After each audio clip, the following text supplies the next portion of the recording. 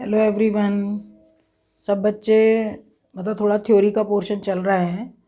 Bore नहीं होना, interesting topic तो इंटरेस्टिंग है ही, पर थोड़ा सा मैंने इंटरेस्टिंग वे में भी पढ़ाया है। ठीक है, सब किसी को भी इसमें बोर नहीं होना है, सबको अच्छी तरह पढ़ना है। और अच्छा चैप्टर है, ये इकोलॉजी का है। Main question answer series 1G for 12th and other competitive exams. और जो भी कॉम्पिटिटिव एग्ज़ाम है तुम लोगों के रिलेशन में, या कोई भी बच्चा किसी भी चीज़ की तैयारी कर रहा है, गवर्नमेंट जॉब के लिए तैयारी कर रहा है, तो ये जो मैं नोट्स डालती हूँ ये केवल ये नहीं है नीट के लिए है, PGT, TGT, other competitive exam सबके लिए इम्पॉर्टेंट क्वेश्चंस हैं ये। ठीक है, तो सबको आगे सबको बताना किसी भी तरीके से, चाहे मेरा बायोलॉजी का जो मधु महल वाला बायोलॉजी क्लासेस लिंक भेज के, या किसी भी तरीके से लाइक करना, शेयर करना। और जो भी मेरी वीडियोस हैं उन वीडियोस में अगर किसी को कोई डाउट है तो कमेंट बॉक्स में कमेंट डालिए। मैंने सारी वीडियोस डाली हुई हैं, इसकी J नंबर तक वीडियो हो गई है अब, और अब इसके बाद जो इकोलॉजिकल फैक्टर्स हैं वो कंप्लीट हो जाएंगे।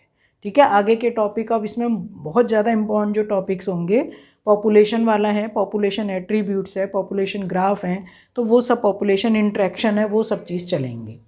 इसमें मैंने इस वीडियो में सॉइल से रिलेटेड जो क्वेश्चन बनते हैं, वैसे तो बहुत ही कम क्वेश्चन बनते हैं, पर प्रैक्टिकल एग्ज़ाम के लिए, अभी प्रैक्टिकल नहीं हुए हैं बोर्ड के, तो जो एग्ज़ामिनर हैं, क्योंकि मैं भी जब एग्ज़ामिनर के लिए जाती हूँ तो उसमें इस टाइप के क्वेश्चन काफ़ी उठते हैं, हम भी बच्चों से काफ़ी क्वेश्चन पूछते हैं। तो ये सब चीज़ें क्वेश्चन ये तुम्हें देखना है कि क्वेश्चन किस तरीके से सॉइल पर बैठते हैं। तो मैंने यहाँ पे 3-4 डाल दिए, साथ साथ आंसर भी डाले हैं, जिससे बच्चों को प्रॉब्लम ना हो। अब जैसे फर्स्ट क्वेश्चन है, right the composition of soil.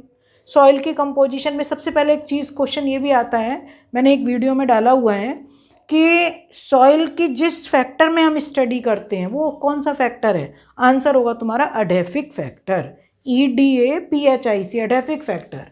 ठीक है, अब इस क्वेश्चन में सॉइल कंपोजिशन, इस पे नोट्स तुम्हें बनाने हैं। तो सॉइल कंपोजिशन में ये सब चीज़ें होती हैं। सबसे पहले मिनरल मैटर 40%, ऑर्गेनिक मैटर, ये mineral matter, organic matter 10%, soil moisture 25%, soil atmospheric air 25%, और सॉइल ऑर्गेनिज्म। सॉइल ऑर्गेनिज्म तो वेरिएबल, भाई कहीं बैक्टीरिया भी ज़्यादा हो सकते हैं, अदर माइक्रो ऑर्गेनिज्म है वो सब ज़्यादा हो सकते हैं, तो सॉइल ऑर्गेनिज्म वो वेरिएबल। तो एक क्वेश्चन तो इस टाइप से आता है। अब क्वेश्चन दूसरा है कि व्हाट इज सॉइल टेक्सचर, कि सॉइल का टेक्सचर क्या है। तो इसके अकॉर्डिंग 3 टाइप का टेक्सचर है, sandy soil, clay soil, loam soil. अब which soil is most important या most helpful for plant growth. तो इसमें खुद इसकी कंपोजिशन को देखो, सैंडी सॉइल में 80% सैंड है और rest are silt and clay है।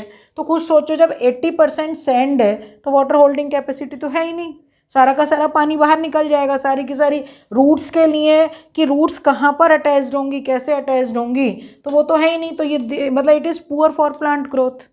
प्लांट ग्रोथ इसमें तो हो ही नहीं सकती। वो चीज़ अलग है कि सैंड ड्यून्स बने हुए हैं, तुम रेगिस्तान में गए हो, रेत के टीले बने हुए हैं, और रेत के टीले बने हुए हैं तो वहाँ पर जो जीरोफिटिक प्लांट्स हैं वो ग्रो कर रहे हैं, उनके ऊपर लगे हुए कैक्टस लगे हुए हैं बड़े बड़े। तुम कई इलाकों में जाओगे जहाँ जीरोफिटिक प्लांट बहुत ज़्यादा, थार फॉरेस्ट वगैरह हैं, जहाँ पर जाओगे तो वहाँ तो रेत के ऊपर ही प्लांट ग्रो कर रहे हैं, तो वो चीज़ अलग है। पर वैसे प्लांट ग्रोथ के लिए ये पुअर सॉइल है। दूसरी आती है क्ले सॉइल। क्ले सॉइल में 40 to 50% तो क्ले ही हो गई, the rest are silt, sand is very little. और जब सैंड बहुत कम है तो सॉइल बहुत ज़्यादा कॉम्पैक्ट हो गई, वाटर होल्डिंग कैपेसिटी इसकी बहुत हाई हो गई। और दूसरी चीज़, एरिएशन कम है।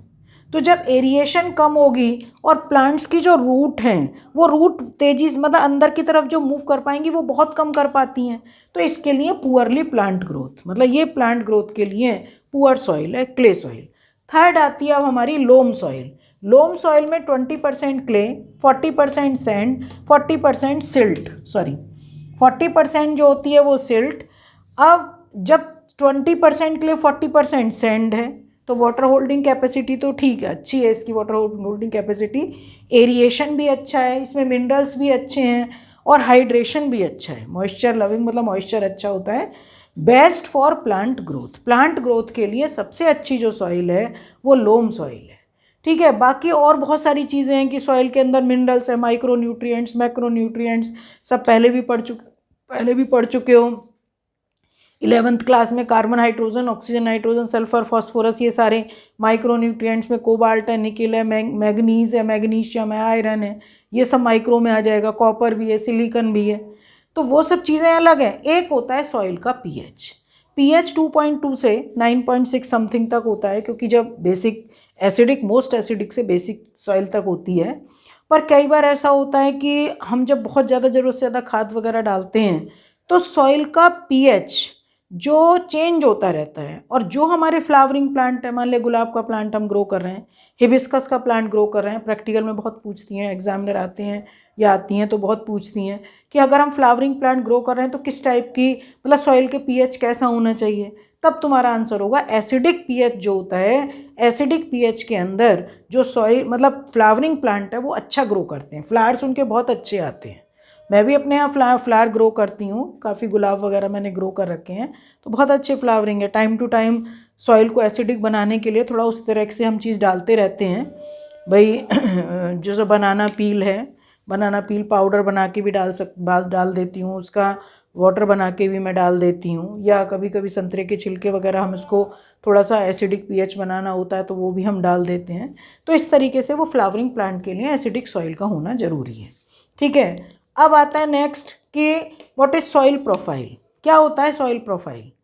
जब हम ज़मीन की मतलब खोदते हैं, जैसे कई बार ऐसा होता है कि हम कहते हैं बेसमेंट तक बना हुआ है, या हम बोरिंग कराते हैं, मतलब पानी के लिए जब बोरिंग कराते हैं तो नीचे तक जब बिल्कुल हॉरिजन, आर हॉरिजन, बिल्कुल बेस जहाँ पर रॉक्स आ गई हैं, फिर उसके ऊपर का हम ये देखते हैं कि धीरे धीरे धीरे धीरे सॉइल की मतलब लेयर्स होती हैं। सबसे अपर होरिजन हो गया O1 O2 करके, A B C R horizon. तो इस तरीके से जो होरिजन होते हैं, soil made up of different layers called Horizons, the series of Horizons form soil profile. तो जब हम इसका, पहले तो डायग्राम वगैरह सब होता था, जब हम इसका डायग्राम देखते हैं तो इस तरीके से कि बेस का पूरी रॉक्स हैं, धीरे धीरे रॉक्स ब्रेक होने लगी, धीरे धीरे धीरे धीरे ये गैदरिंग ऑफ सॉइल, सॉइल मतलब जो चट्टानें रॉक्स होती हैं वो टूटती रहती हैं और अपर पर आकर सॉइल आ जाती है, जहाँ पर ह्यूमस वगैरह सब चीज़ें होती हैं, मिनरलाइजेशन, ह्यूमिफिकेशन, तो मिनरल्स वगैरह सब ज़्यादा होते हैं। तो ये जो लेयर्स बनी हैं इनको हॉरिजन, और ये जो हॉरिजन्स हैं दे फॉर्म सॉइल प्रोफाइल। ठीक है। अब एक क्वेश्चन आता है कि what is pedology, the branch of science in which we study the structure and texture, कुछ भी कह दो, स्टडी, उसका हम कंपोजिशन देख रहे हैं, उसका स्ट्रक्चर देख रहे हैं, उसका टेक्सचर देख रहे हैं, किस टाइप की सॉइल है उसकी स्टडी कर रहे हैं जिस ब्रांच के अंदर, वो क्या कहलाएगी? पीडोलॉजी। उसको क्या बोलोगे? पीडोलॉजी। ठीक है। इंटरेस्ट आ रहा होगा सबको, बहुत अच्छा टॉपिक्स हैं सारे, पर थोड़े बस थ्योरी के हैं। तो एक बार जब तुम वीडियो बहुत अच्छी तरीके से सुन लोगे, मैंने पहले भी कहा है कि बार बार कभी नेटवर्क की प्रॉब्लम हो जाती है, कभी कुछ हो जाती है, अपने पास कॉपी रख के बैठो, जो मैंने क्वेश्चन डाले हुए हैं क्वेश्चंस को नोट करो और एक बार सुन लो तो वो लर्न पहले हो जाएगा। और अगर फिर भी नहीं होता है तो क्वेश्चंस लिख लो अपने पास, कि क्वेश्चन को फिर बुक से भी स्टडी कर सकते हो। एक लास्ट क्वेश्चन है कि right the correct sequence of soil particle. Soil particle, अब जैसे हम कहते हैं ग्रेवल भी है, सैंड भी है, तो इसका यहाँ पर मैंने सबसे पहले क्ले, जिसके पार्टिकल साइज बहुत कम है, उससे ज़्यादा सिल्ट का, उससे ज़्यादा होता है फाइन सैंड का, उससे ज़्यादा कोर्स सैंड, और सबसे ज़्यादा होता है ग्रेवल, जो बजरी वगैरह होती है ग्रेवल, तो वो तो बहुत ही बड़ा साइज़ है। तो ऐसे धीरे धीरे करके एक बदरपुर हो गया, एक इस तरीके से, फिर फाइन सैंड हो गया, रेत हो गया, फिर सिल्ट है, क्ले है। तो इंक्रीजिंग साइज में ये है कि राइट द करेक्ट सीक्वेंस। अच्छा, increasing particle size, increasing order, यहाँ पर क्वेश्चन होगा इंक्रीजिंग ऑर्डर में, तो ये इंक्रीजिंग ऑर्डर में। ठीक है। सबको बच्चों को समझ में आ गया होगा। अब इसको और ध्यान से सब बच्चे पढ़ेंगे। अब इस वीडियो तक जो कि पार्ट 10 है, एबायोटिक फैक्टर और इसका जो बेसिक था वो कंप्लीट हो चुका है। ठीक है बेटा, ओके, थैंक यू।